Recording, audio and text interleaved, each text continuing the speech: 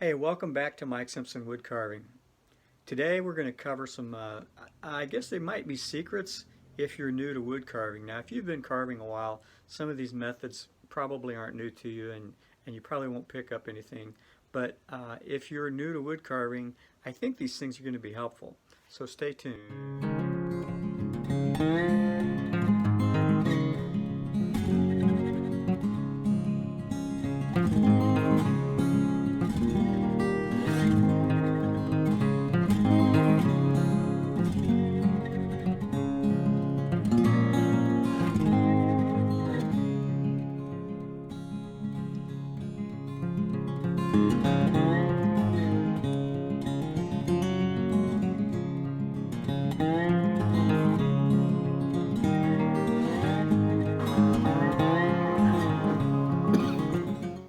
Okay, so my first tip today is if you're new to wood carving and you got to, let's say you're doing an ornament like I've been making the videos doing, and you got a jigsaw like I do, you can just take that, follow the outside lines, and you end up with a carving blank. However, if you're like me when I first started, I didn't have the money for a jigsaw, and I didn't have a jigsaw, and so guess what? You can still make these exact same ornaments with or without a jigsaw to cut out the blank. And I'm showing you right here, you can fairly quickly, carving around the outside now, see what I'm doing here? I'm being real careful not to cut myself. But right here I'm making a stop cut and then I cut right up to it. And then just carving everything that's outside those lines. Kind of like coloring, you stay in the lines.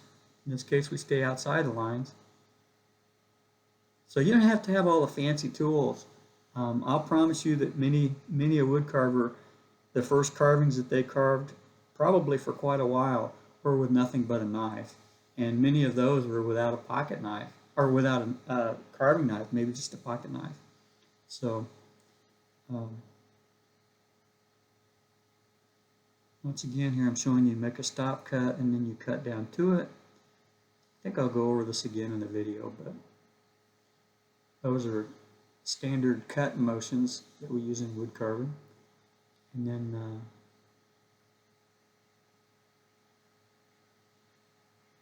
once again, your tools need to be sharp. That gives you control. It takes less effort to push a sharp knife through a carving than a dull knife. So there you have it. You can rough out a blank just about as quickly with a knife, not much longer. And my second tip is, once you've got the blank cut out, you have all these lines that define all the inner features that make it, in this case it's a Santa's face, and you've seen me take a V-tool or a parting tool and make all those cuts that outline the carving. And you can do that holding it in your hand. I've done dozens of them that way, probably hundreds of them that way. But I have another tool that I use when I'm carving in my shop, and that's this, I call it a bench helper. I don't know what it's really called, but it's got a piece of wood on the bottom and then a piece of wood on the top and on the far side and on the left side on the way mine's built. And what it lets you do is you set that on the bench top, or even if you don't have a bench, just on a table, and it gives you something to hold the carving. Hold on while I move the camera around a little better vantage point with some better lighting.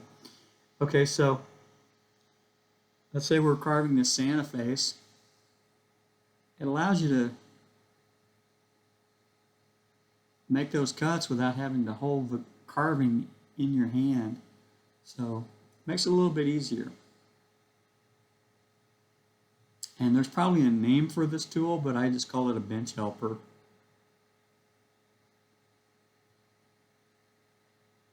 So you can put the flat piece of wood in, it makes a cut away or to the left, and then when you need to, you turn it around to do the other side. And then here's another tip. If you're carving and you're doing a large number of carvings, like I think I have 26 carvings that I do for my nieces and nephews. Whenever I do Christmas ornaments as giveaways, I'll do a bunch of them. You can do a bunch of them quickly with the same bench helper, but this one will hold like multiple carvings. And the real asset that this becomes is because you'll see I'll do a couple of cuts, and then I'll repeat those same cuts on the next one and the next one. And this really allows you to capitalize on, it's a time saver. The net time per carving will go down because you'll be repeating the same strokes without thinking about it. It's very similar to the way that when the Industrial Revolution took place, they figured out that doing the same thing over and over really sped things up. Okay, now, and then when you have to, you flip it around and you make the cuts the other direction. And you just continue that. Big time saver. The next tip, I'm going to show you, and I've slowed the video way down for this because I want to show a motion that you'll do as a wood carver. It's called like a push-pull. You push I push with my right hand and I hold back with my left. Now you can do it with the opposite hands, but in this case I'm going to push with my right and hold back with my left. That controls the amount of pressure, and it keeps the tip of the tool in control, which is what you want. Now the next movement that I'm going to show you for carving, once again I've got to slow down quite a bit, and I want to show you when you're carving, you'll see me occasionally do a cut where I just push like a whittler, but you'll see me much more often push my thumb with the other thumb. The thumb that's on the back of the knife, I'll push with my other thumb. So if you're carving with your left hand, you'll push with your right thumb, but in this case I'm pushing with my left thumb, and that provides a great deal of leverage and control. Okay? Now here I want to show, this is that stop cut that I mentioned earlier. You'll make a cut down, and then you'll cut to that stop cut. And what that does is it prevents you from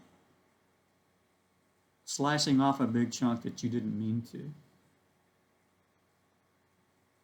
And then earlier you saw me showing like making some cuts towards myself. In this case I hug the edge of the knife right up against my finger. So right where it starts, right there, the knife, it gives me a great deal of control and allows me to keep my thumb out of the way. Hope you enjoyed the video. Stay tuned for the next video. It's going to be carving a Raggedy Ann video. See you later.